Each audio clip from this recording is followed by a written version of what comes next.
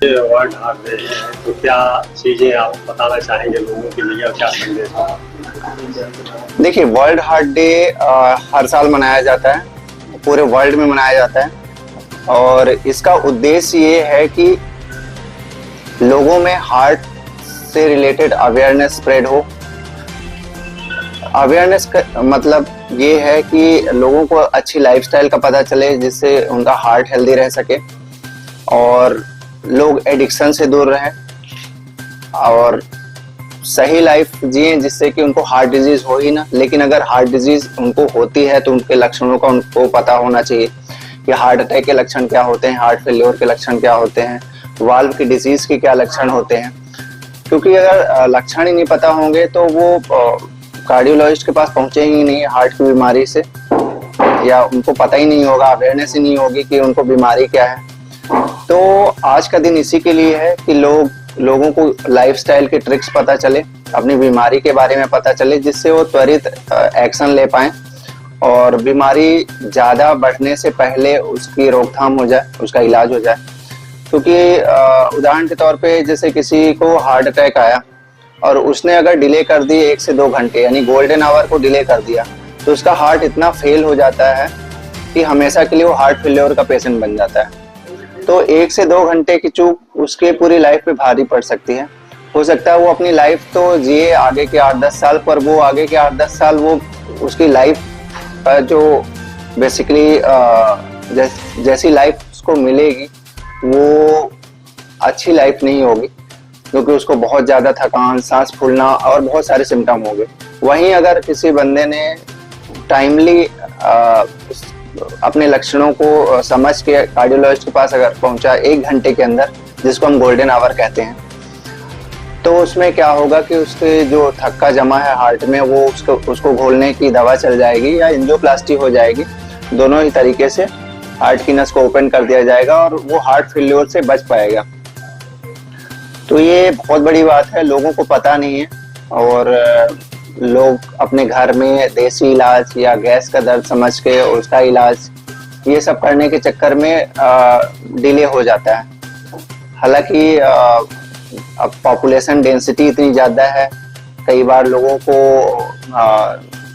जो super speciality centre है उसमें पहुंचने में उनको टाइम भी लग जाता है। कई बार लोगों के पास खुद के व्हीकल नहीं होते हैं या रोड की कंडीशन ऐसी हो सकती है कि वो उनको डिले हो गया, तो वो एक अलग बात है। कुछ चीजें ऐसी हैं जिनको हम अवॉइड नहीं कर सकते, लेकिन अवेयरनेस की कमी से लोग हार्ट अटैक से ना मरें, कार्डियक अरेस्ट से ना मरे या हार्ट के वाल्व डिजीज के ट्रीटमेंट से वंचित ना रहें, ये बेसिकली हमारा मकसद है वर्ल्ड हार्ट डे में। क्योंकि बहुत सारी चीजें हैं उनको हम कंट्रोल नहीं कर सकते, लेकिन कुछ चीजें ऐसी हैं जिन पे हमारा बेसिकली कंट्रोल है। और मीडिया जो है वो बहुत बड़ा स्तंभ है इसमें अवेयरनेस को स्प्रेड करने में। तो हार्ट डिजीज की अवेयरनेस जो है वो लोगों तक पहुंचाएं, जन जन तक पहुंचाएं, जिससे लोगों को अगर हार्ट अटैक आता है तो वो समय रहते, यानी गोल्डन आवर में पहले शुरुआती 1 घंटे में कार्डियोलॉजिस्ट के पास पहुंचे, जिससे उनकी जान बचाई जा सके और वो हार्ट फेल्योर के मरीज बनने से बच सके। एक बड़ा महत्वपूर्ण सवाल जी, प्रमुख लक्षण जी, और आज कोरोना काल के बाद जी, लड़के को भी जी, हार्ट की बीमारी आ रही है, वो हार्ट अटैक से मर भी रहा है। जी, जी, जी, क्या है? जी। तो इसमें पहला सवाल आपका है कि प्रमुख लक्षण क्या है।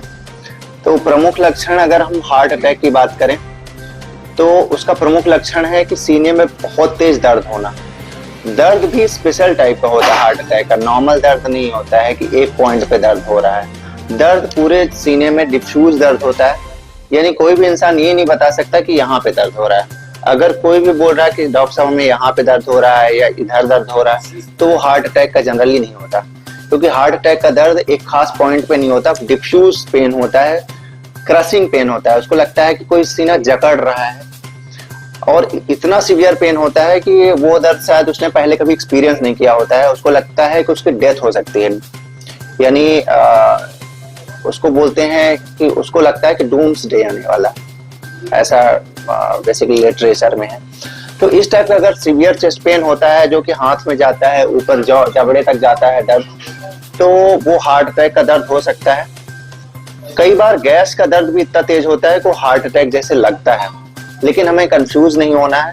मान लीजिए गैस का भी दर्द हो तो भी हमें रूल आउट तो करना है, हमें कार्डियोलॉजिस्ट के पास पहुंचना है या ऐसी जगह जाना है जहां पे ईसीजी हो सकता है। तो ईसीजी आप कराएं, टाइमली डॉक्टर के पास पहुंचे जिससे कि आपकी नस खोली जा सके, क्योंकि अगर नस बंद रही तो आपको सडन कार्डियक अरेस्ट हो सकता है, आपकी मृत्यु हो सकती है। कंडीशन है ये आपका क्वेश्चन। देखिए, यंग लोगों में हार्ट अटैक जो है वो सदियों से आ रहे हैं, ये सिर्फ आज ही नहीं है कि यंग लोगों में हार्ट अटैक आ रहे हैं। मीडिया जो है इतना एक्टिव हो गया है कि न्यूज जो है वो तुरंत स्प्रेड हो जाती है, वायरल हो जाती है। तो हमें जैसे मान के चलिए इंदौर में कोई एक कार्डियक अरेस्ट आया तो तुरंत वायरल होकर हमारे पास जो है 1 घंटे के अंदर वो न्यूज पहुंच जाती है, जो कि पहले नहीं पहुंचती थी। पहले भी मौतें होती थी लेकिन लोगों में अवेयरनेस नहीं थी। तो यंग लोगों में जो मौतें हैं वो पहले से ज्यादा बढ़ी हैं। इसके प्रमुख कारण ये हैं कि लोग जो है केयरलेस हो गए हैं अपनी हेल्थ को लेके, लाइफस्टाइल को लेके। लोग जंक फूड की तरफ बहुत ज्यादा जा रहे हैं, सीडेंट्री लाइफस्टाइल है। इतना ज्यादा डेवलपमेंट हो रखा है कि लोगों को बाहर जाने की जरूरत ही नहीं होती है। जोमेटो है या दूसरे सारे इस टाइप के वेबसाइट्स हैं जहां से वो लोग इजीली खाना ऑर्डर कर सकते हैं। तो कोई भी चीज अगर आपके पास फास्ट आ रही है तो उसकी क्वालिटी में जरूर कुछ न कुछ संदेह हो सकता है। मैं किसी को निगेट नहीं कर रहा हूँ या किसी की निगेटिविटी नहीं कर रहा हूँ। हो सकता है कुछ जगह हैं जहाँ से आपको अच्छा फूड भी मिल रहा हो, लेकिन आप कोशिश ये करें कि घर का बना खाना खाएं, हेल्दी खाना खाएं, नेचुरल चीजों का ज्यादा से ज्यादा इस्तेमाल करें, जैसे फल है, हरी सब्जियां हैं, ड्राई फ्रूट्स हैं, फ्रूट्स हैं, उससे ज्यादा से ज्यादा अपना पेट भरें। सैलेड्स हैं, ये सब ज्यादा लें। फास्ट फूड तो आप पूरी तरह से त्याग ही दें। कोल्ड ड्रिंक लोग गर्मियों में या नॉर्मली कुछ लोगों को कोल्ड ड्रिंक पीने की आदत होती है, उसमें शुगर की मात्रा बहुत ज्यादा होती है। जैसे एक ग्लास में करीब 5 से 7 चम्मच शुगर होती है उसमें, तो वो अपने हार्ट के लिए बिल्कुल भी सही नहीं है। जितने भी स्नैक्स हैं उसमें साल्ट की मात्रा और सैचुरेटेड फैट्स या ट्रांस फैट्स की मात्रा बहुत ज्यादा होती है। तो ट्रांस फैट कार्सिनोजेनिक भी होता है, कैंसर भी कराता है, दूसरा हार्ट की नसों में ब्लॉकेज भी कराता है। तो हम थोड़ा सा अवेयर रहें अपनी हेल्थ को लेके, क्योंकि थोड़ी सी अवेयरनेस भी रहेगी तो आपको समझ में आएगा कि हम अपने मुंह में क्या लेके जा रहे हैं, कहीं कचरा तो नहीं खा रहे हैं। तो टेस्ट के लिए सब कुछ नहीं करना है, अपने हेल्थ के लिए भी काम करना है, क्योंकि समय रहते ही अगर आपने एक्शन ले लिया तो आप हार्ट अटैक के मरीज बनने से बच पाएंगे। एक बार अगर आपको हार्ट अटैक आया उसके बाद आप कितनी भी केयर कर लें, आपका हार्ट तो डैमेज हो ही गया है। वो नेचुरल हार्ट आपको वापस कभी भी नहीं मिलेगा। तो आप अवेयर रहें जिससे हार्ट डिजीज आए ही ना। Prevention is better than cure. और कोविड का आपने जिक्र किया, तो कोविड के कारण ऐसे कुछ कुछ केसेस तो जरूर उस समय देखने को मिले थे जिससे कि ब्लड की क्लॉटिंग जो है ना वो बढ़ गई थी, जिससे कि कुछ कुछ केसेस ऐसा लगा था कि उसके कारण बढ़े हुए हैं।